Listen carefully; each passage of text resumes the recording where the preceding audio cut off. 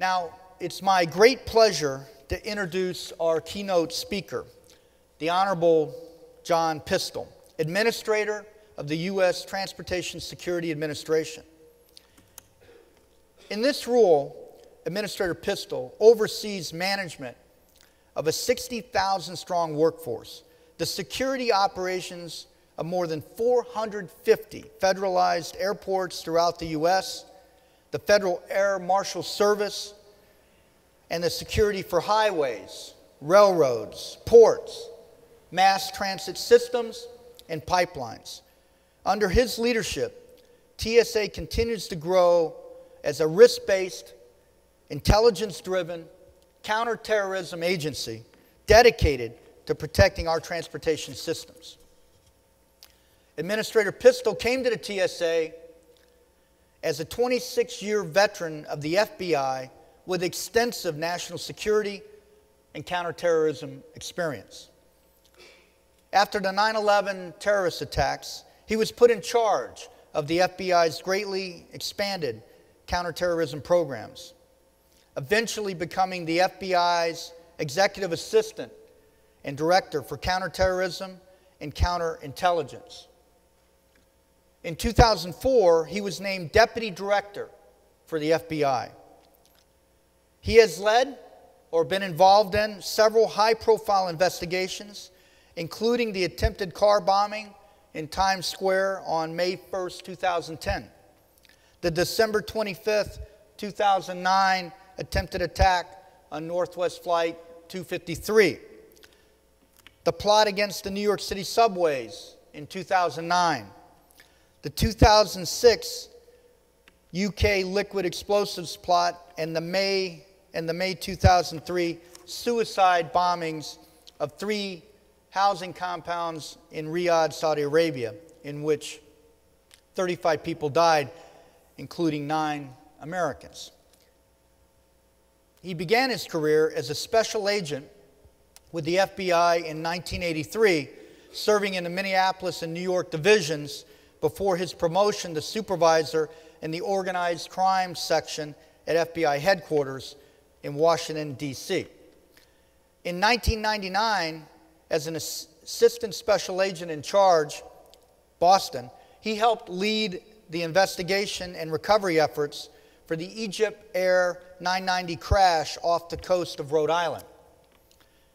In 2007, Pistole received the Edward H. Levi Award for outstanding professionalism and exemplary integrity. He is a recipient of the 2005 Presidential Rank Award for Distinguished Executive Service. Since his confirmation in July 2010, Administrator Pistole has been one of ALPA's most important partners. Through his leadership, the Known Crew Member and Trusted Traveler programs became a reality.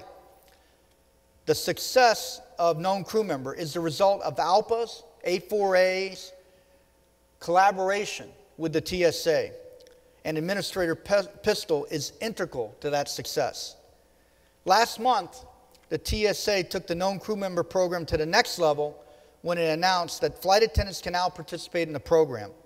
ALPA has been a strong proponent for including flight attendants in Known Crew Member, and we fully support their participation in the program. Administrator Pistole embodies many qualities that we at ALPA have come to rely on heavily when we advance aviation safety and security goals. And since I became president of ALPA, we have developed a constant dialogue. He's honest and accessible. He has a collaborative spirit, and he's always open to include ALPA and come to us for our expertise and help. And he's the precise type of leadership that Washington needs, especially at this time. On behalf of ALPA, we value and appreciate his commitment to our industry, our profession, and our members. Ladies and gentlemen, please welcome the Honorable John Pistole, Administrator of the Transportation Security Administration. Thank you, very appreciate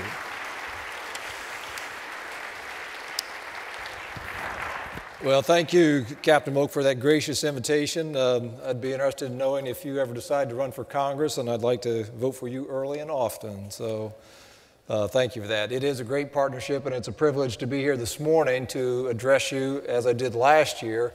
A lot has happened, as Captain Moak mentioned, in the last year, and I'd like to highlight some of the security aspects and challenges that we collectively face in our respective missions and our effort to provide the most effective security in the most efficient way to help promote the free movement of people and goods worldwide.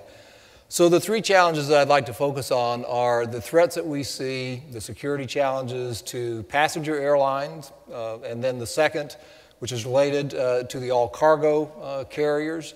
And then the third is more an internal TSA issue that I'll just share a little bit with you about in terms of the strengthening of the TSA workforce, professionalizing the workforce to try to provide the most effective security, again, in the most professional and efficient way.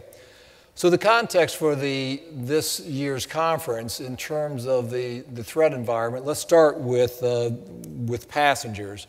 So it's just 3 months ago that we saw the second attempt to bring down an airliner from a plot out of Yemen by al-Qaeda in the Arabian Peninsula. This was the second plot using an improvised explosive device that was completely non-metallic, that was a new and innovative design and concealment technique similar to the Christmas Day attempt of 2009, but with a different type of explosive involved and a different initiation and detonation system that had a backup system to overcome what that was perceived as the failings of the Christmas Day plot from 2009.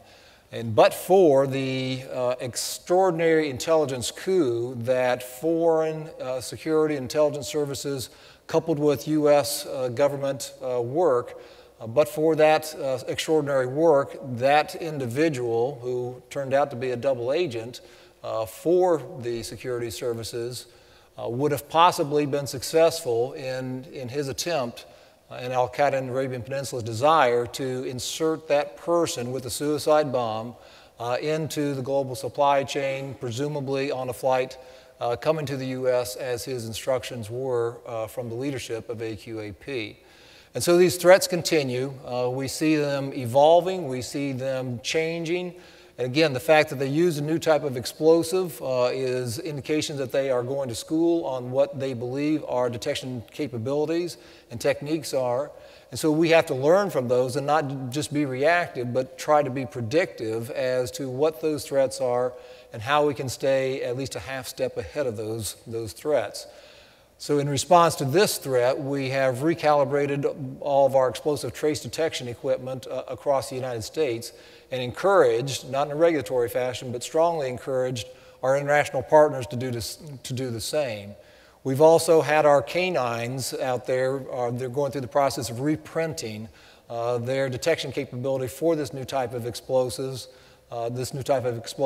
to ensure that a canine might pick up on this type of scent. And so we see this ongoing challenge of dealing with the evolving threat, again, particularly coming out of Yemen, but we know there are others situated around the world who have the destruction of a U.S. airliner or flight coming to the U.S., either passenger or cargo, as being their top priority and really being the gold standard for them to prove that they can cause us harm.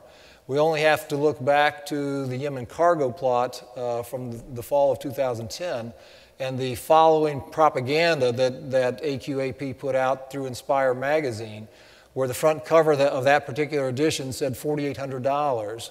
That's all it cost them to devise the two toner cartridge printer bombs that were being shipped from Sana'a, Yemen to Chicago.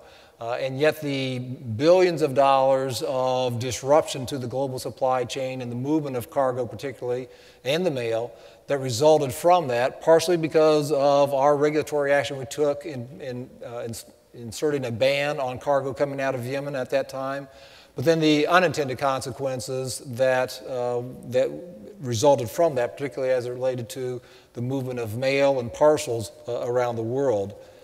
But looking back at that passengers, we realize that we've had this series of events going back obviously to 9/11, but prior to that, back to 1995 with the Bojinka plot that we're familiar with, and the multiple airliners coming from Southeast Asia in that instance. But then the continuation after 9/11 with Richard Reed in December of 2001 with the shoe bomb, and then obviously the liquids plot that Captain Moak mentioned in August of 2006, and then the continuation with Abdul Muttalib on Christmas Day 2009, the cargo plot that I mentioned from October of 2010, and then this most recent one, end of April, early May of 2012. Those are the ones that have succeeded to the point of actually being a plot against the U.S. We're also aware of 2 female suicide bombers in the fall of 2004 on flights out of Moscow within 90 minutes of each other, bringing down those 2 airliners. We believe because of an insider issue that these 2 women, the Black Widows they refer to them as, probably Chechen related, brought down those 2 airliners, killed 90 souls on board those 2 flights. And so that's something that we see continuing. The challenge for TSA, and I believe for ALPA and everybody interested in the safety and security of passengers and cargo as it relates to the U.S., is what's going on here. And the intelligence is such that there is no known, specific, credible information as it relates to individuals trying to get on an aircraft here today in one of the 450 airports, commercial airports that we have responsibility for providing security. That being said, our concern, and is a concern I had when I was at the FBI overseeing the counterterrorism efforts, is not so much that we know those that we know about, those who are on the watch list, those who are on the no-fly list, who obviously should not be flying, or even the selectee list, who have some association with terrorism and who we believe and obviously deserve additional scrutiny at the checkpoint if they are trying to fly. That those are not the ones who cause me the greatest concern. It's those that we don't know about who have been radicalized perhaps on the internet, as we've seen a number of individuals here in the U.S. have been, and those who have acquired the wherewithal, the knowledge, the skills, whether with a chemistry background or whatever, if they're reading the Anarchist Cookbook, which is online, whatever it is, that allows them to build an improvised explosive device that they can either conceal on their person as a suicide bomber, in their carry-on bag, or in their check bag, or perhaps shipping something on cargo. So that's what concerns me, and how we can work in partnership with you, and obviously as part of the U.S. national security efforts, where TSA is at one end of the continuum, with the other intelligence collectors, NSA, CIA, particularly overseas, collecting that intelligence, helping inform our daily actions. So as I mentioned last year, every day the senior leadership team of TSA starts with a classified intelligence briefing saying, here's what the terrorists are thinking in terms of how they might go about causing us harm. And that's the challenge that we face. Now, as it relates to cargo, I mentioned the 2010 plot because we see, particularly Al-Qaeda in the Arabian Peninsula, being interested in bringing down any aircraft coming to the U.S. or of course, within the U.S. We believe that the layers of security that Captain Moak mentioned that we have here in the U.S. Clearly serve as a deterrent. We know that from classified intercepts and human reporting. So we believe that the layers of security we have here are a deterrent. That being said, then how do we work with our international partners at the over 275 last points of departure coming to the U.S., particularly as it relates to passenger and all cargo? How can we ensure that their standards are such that we can have the highest level of confidence that there is not a terrorist being able to exploit vulnerabilities that may exist overseas? So there's a number of efforts ongoing in that regard. And one of the key takeaways from that Yemen cargo plot in October of 2010 was the initiative and innovation of industry, particularly all cargo industry, to step up and do a risk mitigation assessment and then take steps beyond any regulatory actions to ensure the best possible security for their worldwide cargo supply chain. So it goes way beyond what we have in terms of any emergency amendments or security directives in terms of regulatory action, because recognizing, as you do, that it's in your best interest to provide the most effective security in the most efficient way. And the question is, how can we then do that in a partnership worldwide? So there are a number of initiatives that are ongoing as we address that. One of the key aspects in terms of mitigation, when we talk about all this, is risk mitigation, or risk management, which we do every day in our daily lives, our personal lives, in addition to business. We're not talking about trying to eliminate risk, which we can try to do, as we did after the Yemen cargo plot, as I mentioned, with the issuance of the emergency amendment, shutting down all cargo coming out of Yemen. So that's one way to deal with it. There are a lot of costs associated with that. So how can we best work together to mitigate or manage risk in an informed fashion? The two things that we're doing now as it relates to cargo, which are building on those industry initiatives that they have taken, particularly here in the U.S., to address those potential vulnerabilities, are the ACAS, the Air Cargo Advanced Screening initiative that we have with Customs and Border Protection and industry, which is very simply comes down to the notion of who can we identify as a known shipper and known shipments, and how can we get advanced information about those cargo shipments at the earliest possible opportunity, so we can take risk mitigation steps, including perhaps the additional screening of individual parcels or pallets at the last point of departure, or even sooner. There's an industry initiative which is looking at what they describe as virtual last points of departure, virtual LPDs, that involves additional industry involvement to say, even though TSA doesn't have regulatory authority over these other airports that fly to the LPDs that come to the U.S., how can they work in concert with our standards to say that there is commensurate security being provided at those virtual LPDs? So that's something we're interested in exploring with industry to make an assessment of how we can partner and leverage our responsibilities and opportunities to address some of those challenges. So that's the current threat context that we're working within. The threats are real, the stakes are high. How do we continue our collaborative efforts? So let me talk a little bit about risk-based security, as Captain Moak mentioned. RBS, as we call it in TSA, with all due respect to the Royal Bank of Scotland, our RBS initiatives include, of course, the Known Crew Member Program, which was something that I saw when I came in as administrator 2 years ago as one of those key opportunities for expanding an existing program in 3 airports to the point of differentiating between who gets on an aircraft because we know and trust them. And if we don't know and trust pilots to get us safely from point A to point B 28,000 times a day in the US, then I'm not sure what we would all be doing. And so with that simple recognition, informed by my experience with over 26 years with the FBI, where I traveled armed every time I traveled on business and would simply go to the ticket counter, show my credentials, fill out a form. They would sign it, the ticket agent would sign it, I would take it to the exit lane, show that my credentials and the form, and then a law enforcement officer in many airports, but not all, would then sign that. I would sign a LEO, law enforcement officer book, and then I'd get on the plane armed. So when I came to TSA, it's simply a recognition of, well, we're already distinguishing and differentiating between both passengers and pilots, flight crew in some respects, because we know and trust people for whatever reason. So that's what RBS is all about, risk-based security, is how can we provide that most effective security in the most efficient way. So I'm very pleased in working in great partnership with Captain Moak in terms of the expansion of the Known Crew Member Program. As he mentioned, we are currently in 18 airports and will be in 31 airports by the end of the year, perhaps even a little bit sooner than the end of the year. So that is a significant savings for TSA to say, why should we be spending any time other than identity-based screening with pilots and now flight attendants, the entire flight crew? Why should we be spending time physically screening them when we trust them with our lives to get from point A to point B? So as we expand that, we look forward to that continued partnership and applaud ALPA and A4A in terms of that initiative working with us to allow us to focus our time and efforts on those that we know the least about, those that all we know is the name, date of birth, and gender that is under secure flight.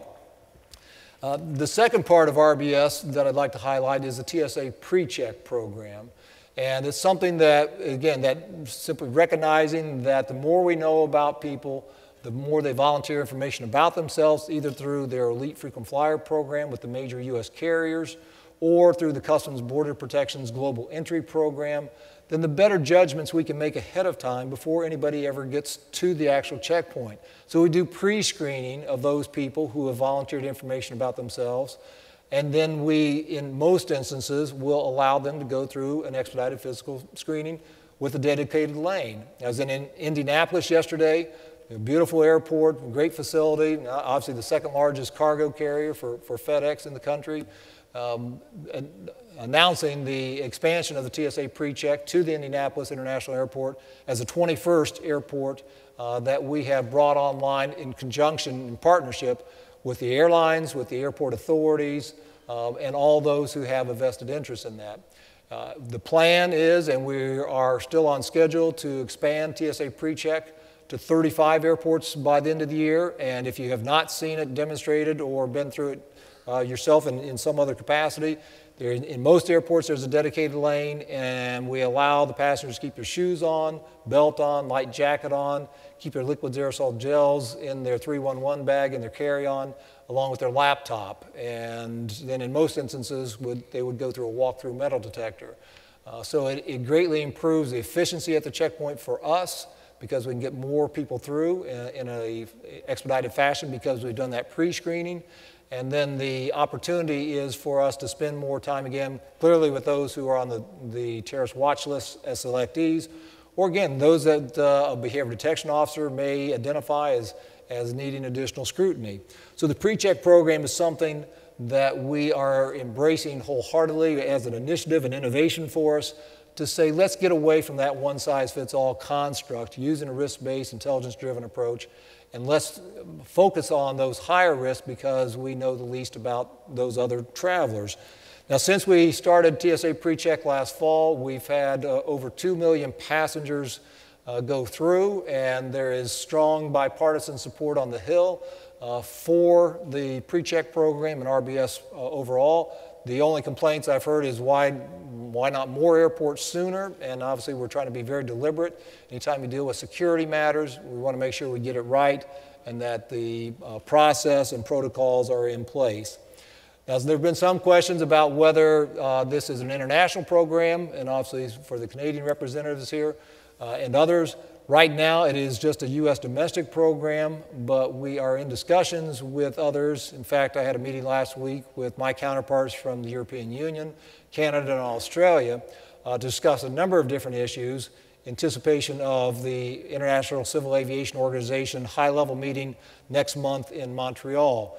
There's a number of issues coming out from that meeting, but one of the things we've talked about is the possible expansion of RBS principles and policies internationally, and would there be reciprocity? So for you as pilots, does that mean you can go through PreCheck and fly to the EU, Canada, or Australia, and they would accept you?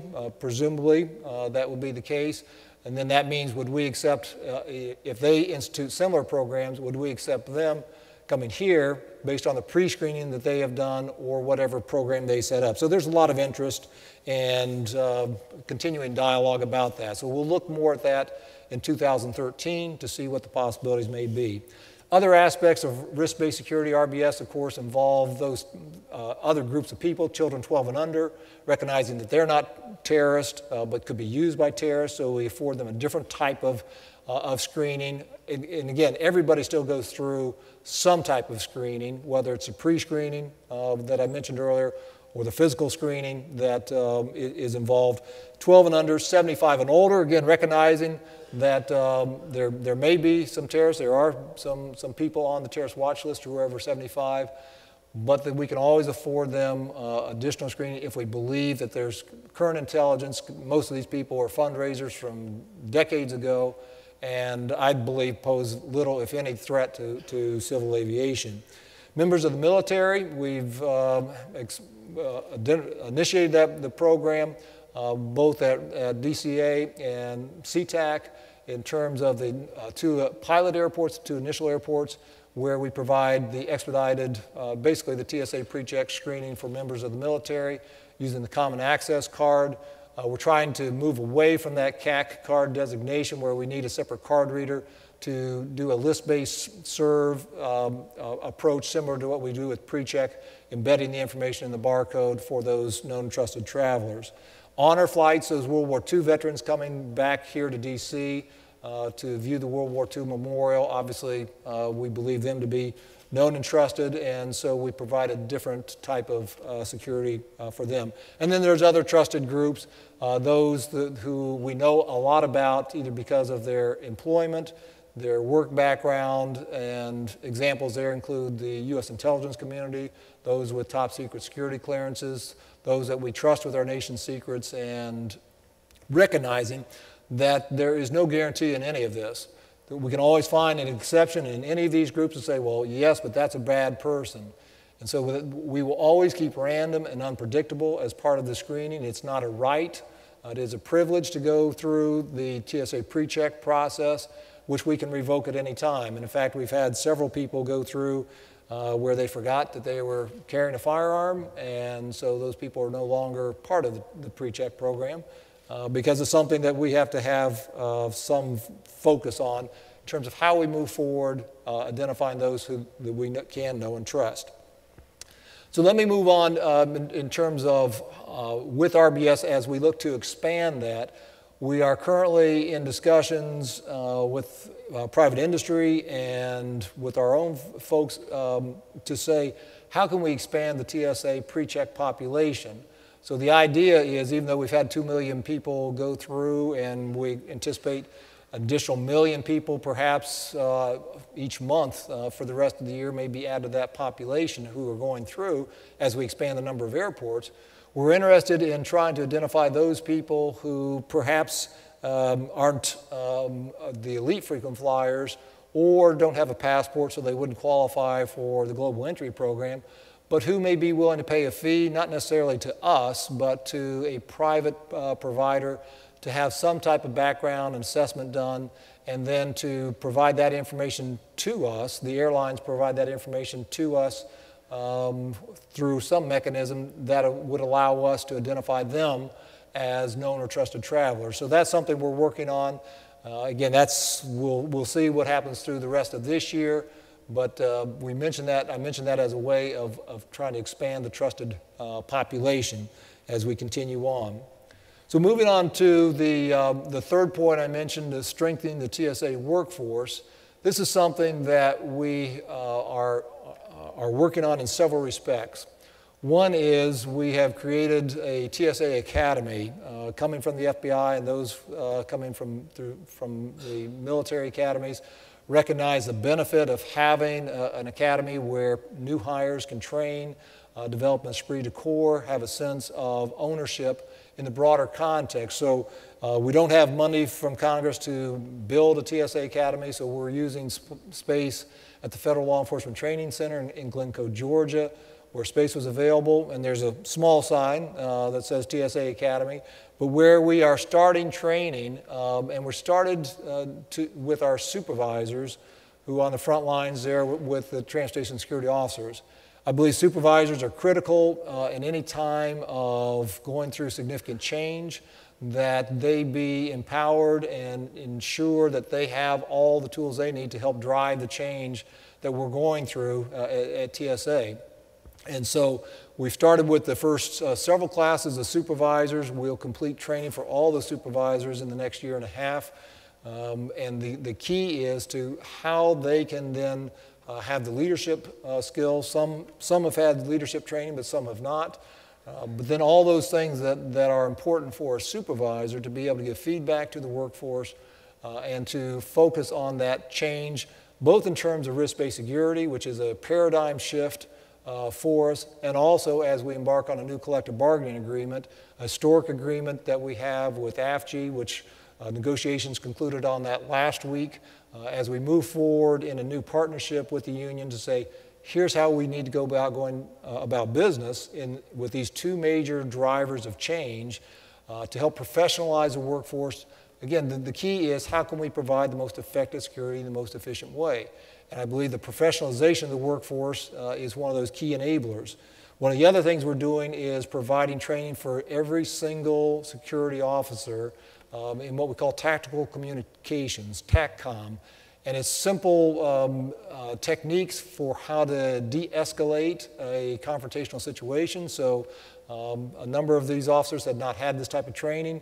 And it's simply if you engage a passenger who is upset with whatever reason, how do you de-escalate that, still get the job done in terms of the security mission, but do it in a professional way that helps diffuse whatever tension's there and try to work through that in a professional way. So we have trained over 35,000 of our officers in that TACCOM training, and we'll continue that here over the next several months.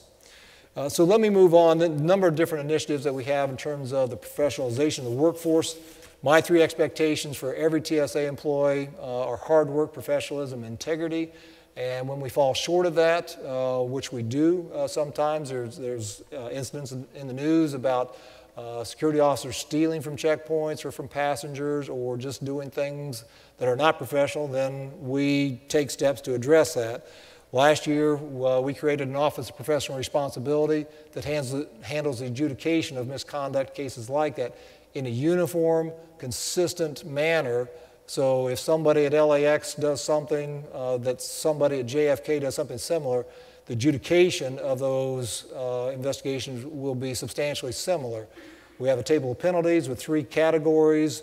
The one is if there's mitigating circumstances, the one if there's no mitigating or aggravating circumstances. So it gives predictability to the workforce to say, if you do this and you are adjudged guilty, you have done that, then you have a pretty good sense of here's what the adjudication of that will be. So it instills some more confidence in the workforce in terms of moving forward. That's something that as I was doing town halls 2 years ago when I first came in, I found a lot of concern, heard a lot of concerns about this seemingly arbitrariness and lack of consistency in terms of that adjudication. So the last point I'd like to make is just on the way forward. Where do I see things going in terms of our partnership, in terms of risk-based security? And just a couple of points on that. First, we want to expand the RBS principles and policies and populations in a reasonable, sensible way that addresses the different populations in a way that I described earlier, and welcome ALPA's input to that, those that we want to continue expanding that population. We are looking at different possibilities in terms of what a, quote, checkpoint of the future might look like. IATA has strongly been promoting a checkpoint of the future, which we have a lot of interest in. I think it's a good idea. It's intriguing from the standpoint of how is that actually be accomplished. Right now, the technology for an integrated solution to walk through one checkpoint, if you will, that would detect all types of threats is not there. But we're interested, and I've talked with industry about that in terms of their initiatives and innovations that can get beyond just the spiral development of normal technology development to get to a breakthrough technology in terms of detection of multiple types of threats. And so that's what we're interested in. And in the meantime, while the technologists work on those solutions, we believe that RBS, the Risk-Based Security Initiative, is incorporating many of the principles of the checkpoint of the future by differentiating between people before they get to the checkpoint and then having different levels of security screening afforded based on what we know. So very similar principles there, so we endorse that. The last point is that the partnership with ALPA has been and will continue, I believe, to be a key enabler of what we are doing in TSA to provide that most effective security in the most efficient way. So I want to thank you, I want to thank Captain Moak for his leadership, for that partnership as we work together to ensure the best possible movement of people and goods with the best security possible. With that, thank you for your time and attention this morning. Thank you.